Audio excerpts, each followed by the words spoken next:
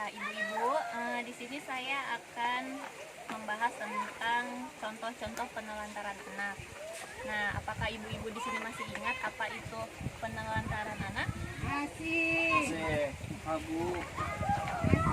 Yang masih ingat coba Poho, tolong Bu. dijelaskan. Aku lupa.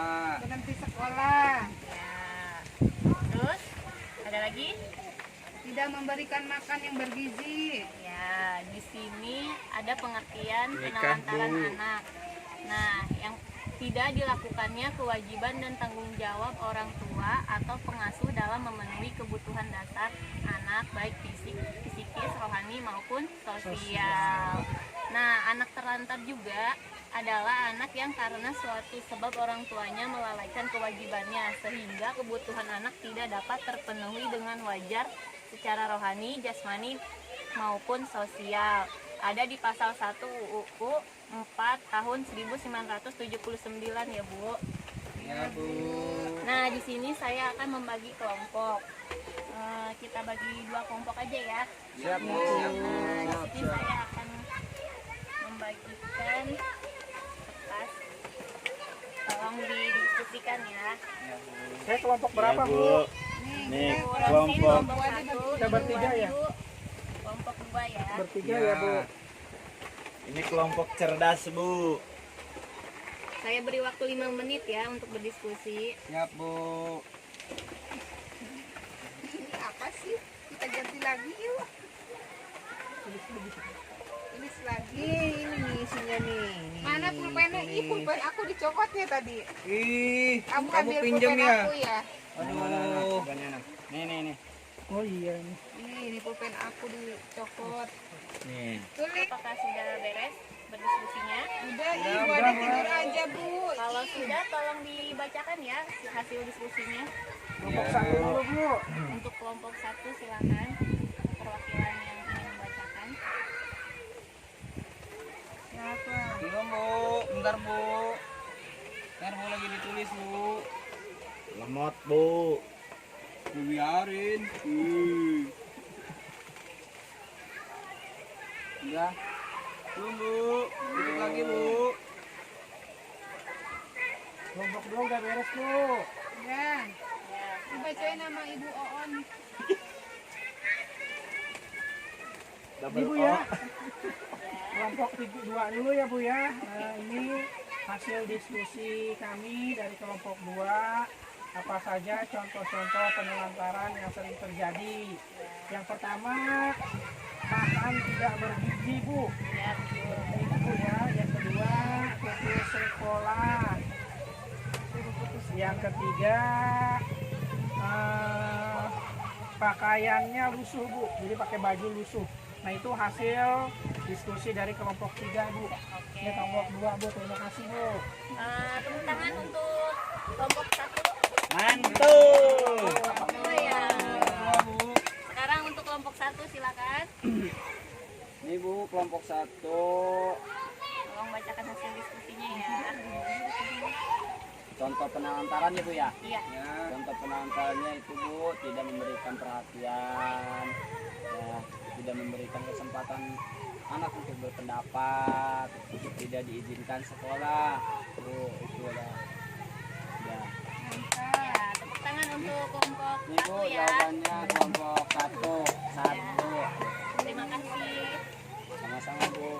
Nah, ya seperti yang sudah kita diskusikan ya oleh kelompok 1 dan 2. Nah, di sini ada contoh-contoh penelantaran anak. Nah, yang pertama itu tidak memberikan makanan yang sehat, aman dan bergizi. Jadi, kita sebagai orang tua harus memberikan makanan yang bergizi kepada anak kita ya. Ya, Bu. Nah, yang kedua tidak diberikan tempat tinggal dan pakaian yang Kayak tadi, Ibu ya, kayak hasil kelompok 2, Iya, betul, kayak hasil kelompok 2 ya. Nah, yang ketiga itu tidak pernah diberi waktu untuk kesempatan bermain. Jadi ibu-ibu kalau punya anak itu jangan di rumah aja anak-anaknya ya. Iya, Bu. Berikan kesempatan untuk bermain. Kalau sering bermain, suka banyak jajan, Bu. Nggak apa-apa Kayak sekali-kali pusing, Pak. Bu, Daripada di stres. rumah terus kasihan kan anaknya ya. Mainnya di leweng. Lalu tidak diizinkan sekolah. Nah, ini Tuh tidak anak baik Bu ya. Ade, Bu. Anaknya nggak Jangan pernah dikawinin sekolah. kecil-kecil, Bu. Jangan ya Bu Ade. Bu, dia diberhentikan aja dari peserta PKH, Bu. Anaknya nggak ada yang sekolah, Bu. Ibu Ade harus memperhatikan anaknya ya. Tidak Ya, Bu. boleh dilarang untuk Fitnah itu Bu, tidak fitnah. bersekolah. Lalu tidak melakukan imunisasi terhadap anak. Nah, kita harus rutin setiap bulan melakukan imunisasi anak kita ya Ibu. Ya, Bu. Lalu tidak ke posyandu untuk menimbang berat dan ukur tinggi badan. Lalu tidak dibawa berobat ke puskesmas layanan kesehatan lain ketika anak sakit. Nah, ketika anak sakit, kita harus membawa anak kita ke Posyandu. ke dokter, ke bidan. Oh, ke posyandu itu Mau untuk KB. iya untuk imunisasi ya Pak ya, Iya bukan Bu. untuk berobat. Ini ada ini, Bu. Mat. Makanya tolong perhatikan ya Bu Ade ya. Haji Waduh, Terus Ade. tidak mendukung pendidikan anak. Nah, kita sebagai orang tua harus menyiapkan pendidikan anak setinggi mungkin. Tinggi ya. apa Bu? Tinggi banget gitu ya? Misalnya dari TK, SD, SMP, SMA, lalu kuliah. Terus tidak memberikan kasih sayang. Nah, kita harus memperhatikan anak ya Ibu ya. Jangan didiamkan, anaknya diajak ngobrol, diberikan kasih sayang seperti itu ya. Lalu tidak mendengarkan pendapat anak. Nah, ketika anak berpendapat, kita harus meluangkan waktu untuk mendengarkan anak bercerita ya, seperti itu. Terus memberikan pendapat. Terus tidak memberikan kesempatan beribadah. Nah, ini yang paling penting ya ibu-ibu ya. Jika anak tidak kita didik dari kecil untuk beribadah, nah itu tidak baik ya ibu-ibu. Terus tidak mengenalkan nilai-nilai baik dan buruk. Tidak mengajarkan untuk menghargai orang atau berhubungan dengan orang lain. Lalu ditinggal sendiri. Nah, di sini siapa ibu-ibu yang meninggalkan anaknya sendiri di rumah? Iya Bu. Jangan ya itu. Kebanyakan Bu anaknya. Makanya jangan bikin Tapi kan enak Bu. terus didiamkan dalam kurun waktu tertentu. Nah, anak itu tidak boleh kita diamkan, harus kita ajak komunikasi ya. Bercerita tentang di sekolah seperti apa, di lingkungan seperti apa. Lalu tidak dipedulikan ya. Nah, di sini ada manfaat akte kelahiran. Yang pertama itu adalah identitas sah anak.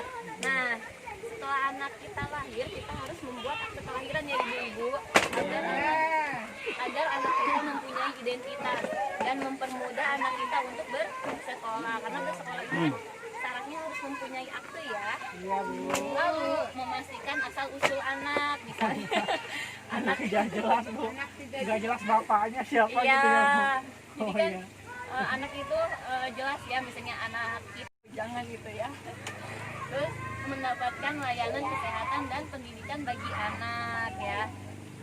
Lalu mencegah pernikahan anak sebelum usia 18 tahun. Ya ibu-ibu, jangan sampai kita menyuruh anak kita untuk menikah gitu ya di bawah usia 18 tahun. Itu tidak boleh ya Bu-ibu.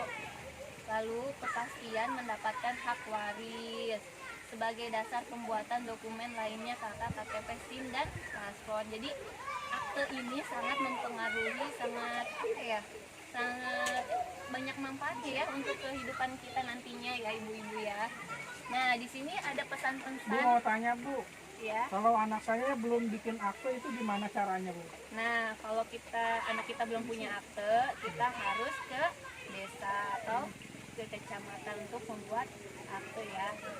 Membuatnya, Bu, ya? Iya, persyaratannya mungkin seperti fotokopi KTP orang tua, Ya. kakak, dan surat lahir dari bidan atau puskesmas Oh, seperti iya, itu Bu. ya. Iya, Bu. Terima kasih, Bu. Iya. Terus pesan-pesan kunci. Nah, ini yang pertama, tidak memenuhi hak anak adalah menelantarkan anak. Jadi kita tidak boleh menelantarkan anak ya ibu-ibu ya, itu tidak baik untuk anak.